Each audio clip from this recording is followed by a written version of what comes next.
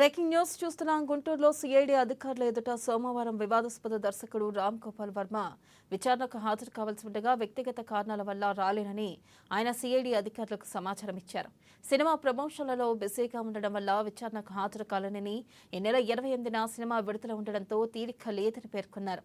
తనకు 8 వారాల సమయం కావాలని, ఆ తర్వాత తేదీ ఇస్తే విచారణకు వస్తానని సిఐడి ఇన్స్పెక్టర్ తిరుమల రావుకు వాట్సాప్ ద్వారా తెలియజేశారు.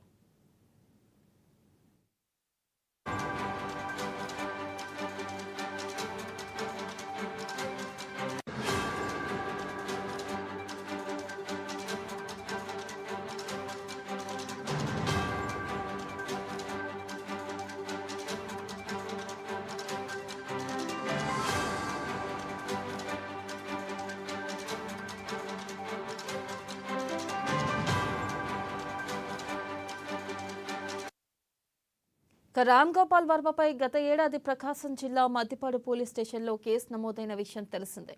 ఆయన తన ఎక్స్ ఖాతాలో వ్యూహం సినిమా పోస్టర్ పోస్ట్ చేసి చంద్రబాబు, పవన్, లోకేష్ పై అనుచిత వ్యాఖ్యలు చేశారంటూ మద్దిపాడుకు చెందిన టీడీపీ నాయకుడు రామలింగం ఫిర్యాదుతో పోలీసులు కేసు నమోదు చేశారు. ఇక అనంతరం రామ్ గోపాల్ వర్మకు నోటీసులను జారీ చేశారు. అయితే కొన్ని నెలల పాటు విచారణకు హాజరు కాకుండా తప్పించుకొని తిరిగిన ఆయన ఈ కేసులో న్యాయస్థానం ద్వారా ముందస్తు బెయిల్ పొందారు.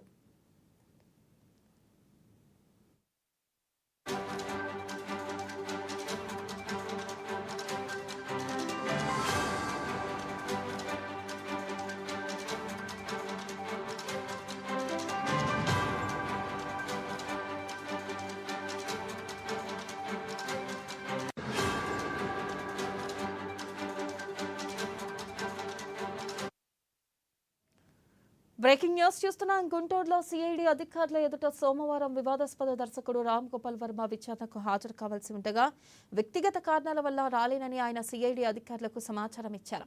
సినిమా ప్రమోషన్లలో బిజీగా ఉండడం వల్ల విచారణకు హాజరు కాలేనని, ఈ నెల 28న సినిమా విడుదల ఉండడంతో తీరిక లేదని పేర్కొన్నారు. తనకు 8 వారాల సమయం కావాలని, ఆ తర్వాత తేదీ ఇస్తే విచారణకు వస్తానని సిఐడి ఇన్స్పెక్టర్ తిరుమల రావుకు వాట్సాప్ ద్వారా తెలియజేశారు.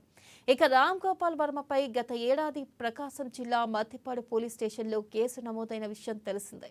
ఆయన తన ఎక్స్ ఖాతాలో వ్యూహం సినిమా పోస్టర్ పోస్ట్ చేసి చంద్రబాబు, పవన్, లోకేష్ పై అనుచిత వ్యాఖ్యలు చేశారంటూ మద్దిపాడుకు చెందిన టీడీపీ నాయకుడు రామలింగం ఫిర్యాదు చేయడంతో పోలీసులు కేసు నమోదు చేశారు. అనంతరం రామ్ గోపాల్ వర్మకు నోటీసులు జారీ చేశారు. అయితే కొన్ని నెలల పాటు విచారణకు హాజరు కాకుండా తప్పించుకుని తిరిగిన ఆయన ఇక ఈ కేసులో న్యాయస్థానం ద్వారా ముందస్తు బెయిల్ను పొందారు.